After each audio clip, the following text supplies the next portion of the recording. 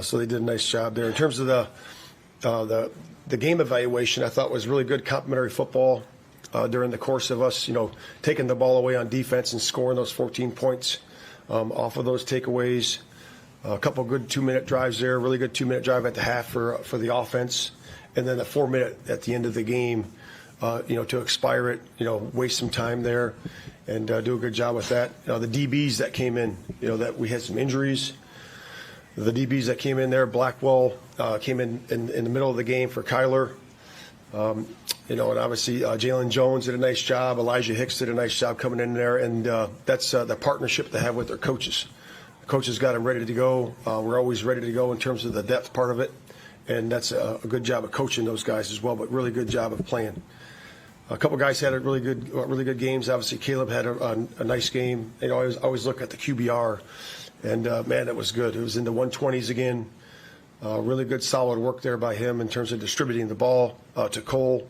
Cole had some really nice catches, a couple of touchdowns. First man in the history of ball to get 2 touchdowns and snap it right afterward. Maybe, I don't know.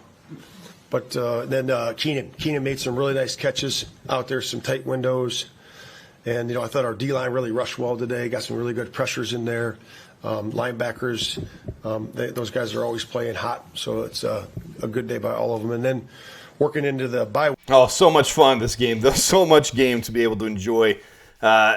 So many things to go over, but I want to point out my 5 standout stars from Week 6, initially right after the game. As you guys head into halftime of the early slate of games, I'll give you my 5 standout stars, and I'm going to do them in order, but there's so many guys. Just like Matt Eberflus was just talking about, so many guys that just missed this list for me. I mean, I could have put Keenan Allen in there. I could have put DeAndre Swift. Could have put Jalen Jones, who led the team in tackles and really did a great job filling in for Tyreek Stevenson. Could have put several players that couldn't make the list, but I'm just going to rank my top 5, and I'm going to go in order of the most important player and the most standout of the game. And there could be several here, but I'm going to go the top 5 here.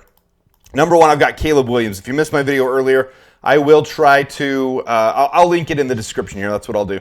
23 of 29, 3 thrown away, 2 batted balls, 1 missed throw. Really, one of those batted balls could be considered a missed throw by him because it went to the back of the lineman's head, but still only 1 technical incompletion. By technical, I mean his actual accuracy. And that's why he has a 95.8% adjusted completion percentage. Bears rookie record. He's just tackling Bears rookie records as they come, absolutely slaying it. 124.4 NFL passer rating and an 83.2 PFF grade. A dominant win and a Bears rookie record, historical for Caleb Williams. Him at the line of scrimmage is becoming so much fun to watch. Ready.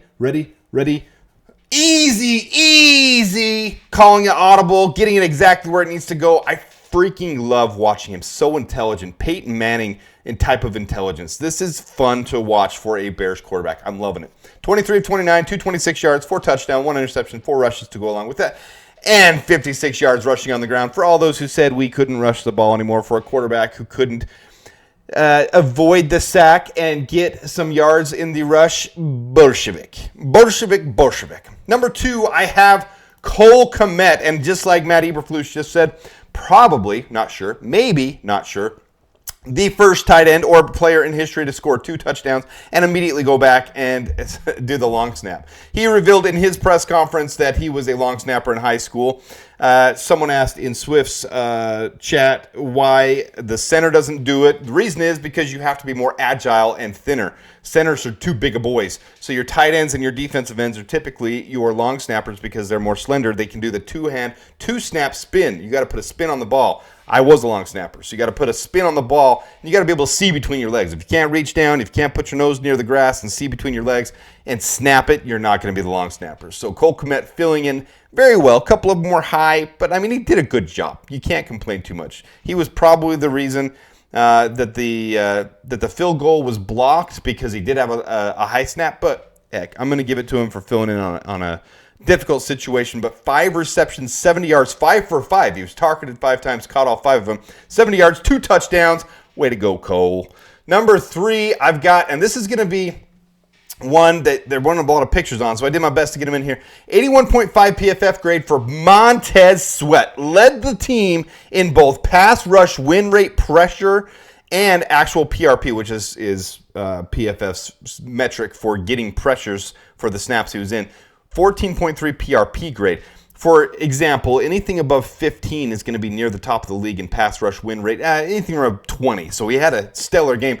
Anything above 10 is absolutely phenomenal on your PRP. So 14.3, 3 pressures and a sack, in on multiple other ones as well, causing havoc all game.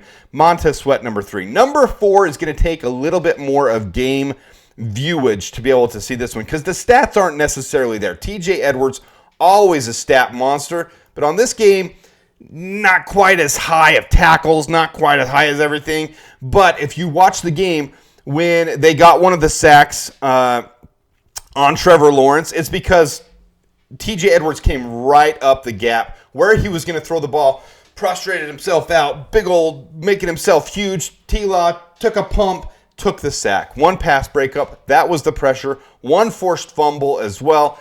Absolutely beastly game by TJ Edwards. I had to put him in here. He is clearly the leader on the defensive backfield, on the defensive linebackers especially. I mean, he's having a great year. Absolutely love TJ Edwards. And then number 5 is kind of a cop-out, but I got to show you why. Number 5, the entire offensive line, because they had an 88% pass block efficiency, which for an entire season would put them top 10 easily, top 5, and near the very top 3 for the entire season. But for this game, that's going to boost them up. They were 19th in the league. That's going to boost them up. We're probably going to be somewhere around 15th for the season overall. The team just keeps getting better and better.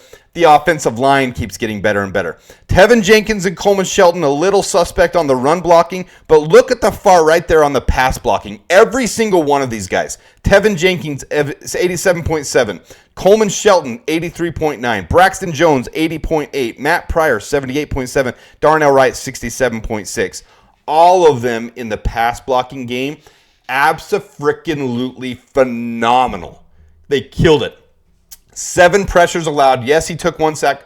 Yes, he probably could have had a couple more sacks, but he didn't. He escaped them. The line did a good job. You can't expect them to be absolutely perfect. They did a good job, though. They did what they needed to do to win the game.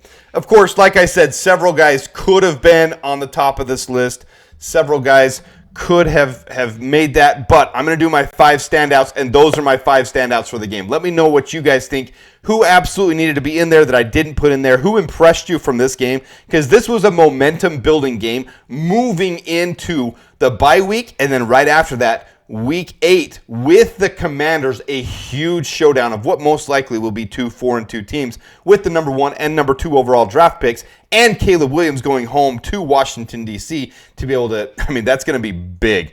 Of course, I love these guys. Again, doing the tea party for a celebration after the touchdown. Let me know what you guys think. Until next time, dabears.